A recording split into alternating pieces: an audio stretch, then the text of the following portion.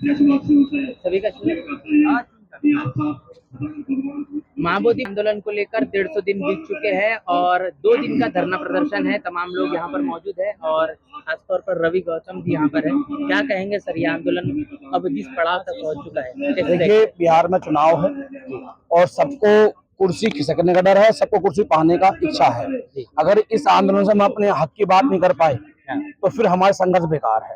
सत्ता के चुनाव में बहुत सारी चीजें मनवाई जाती है, बहुत सारी चीजों को दरकिनार किया जाता है। ये आंदोलन देशव्यापी आंदोलन है। मेरी आग्रह है जो समिति यहाँ पर आकाश लेके चल रहे हैं या और भी समितियां हैं, इनको क्लब करके जोड़ करके इस आंदोलन को बड़ा रूप दिया जाए।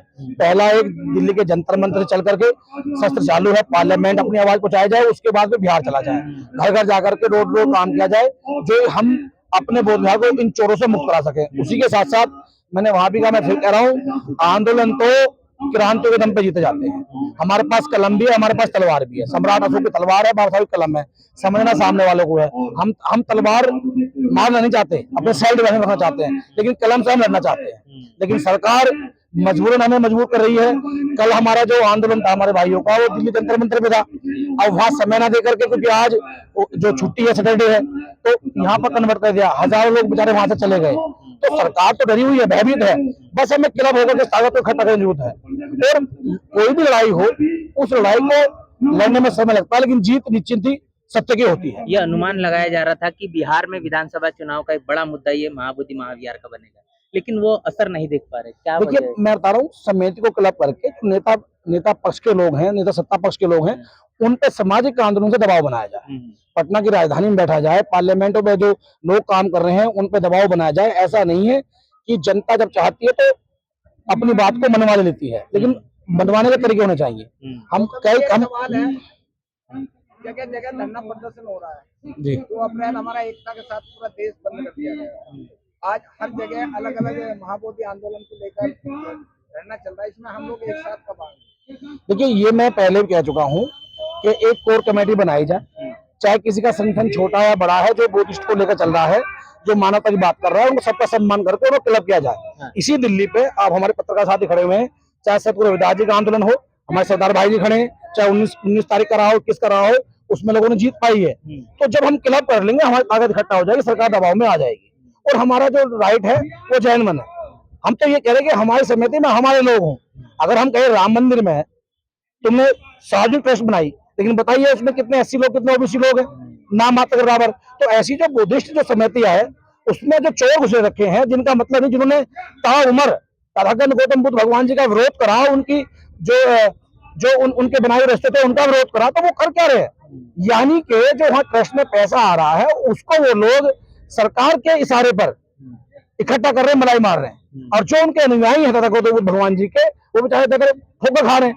वहां पर इतनी बड़ी यूनिवर्सिटियां हैं नालंदा जैसी, उनमें कोई काम नहीं होता। जो हमारे बौद्ध मठ बने हुए हैं, उन पर काम नहीं होता। तो सरकार की मंशा साफ नहीं है। और अगर हम बिहार के चुनाव में, इसमें मैं स्वयं खुद भी हूँ, अगर हम इकट्ठे होकर दबाव नहीं बना पाए तो ये लड़ाई बहुत लंबी हो जाएगी। ये पिछले सत्र में भी ये मुद्दा उठाया गया था, लेकिन इस सत्र में जो तमाम लोग हैं, विधायक, उनके जरिए बात कही नहीं जा रही। मैंने कहा नहीं, अगर आप देखो अलग अलग बट के काम करोगे तो लड़ाई लंबी हो जाएगी। इकट्ठा होकर काम करो। किसी भी एमपी से मिलना, किसी पत्नी से मिलना है तो बड़ी संख्या में मिला जाए।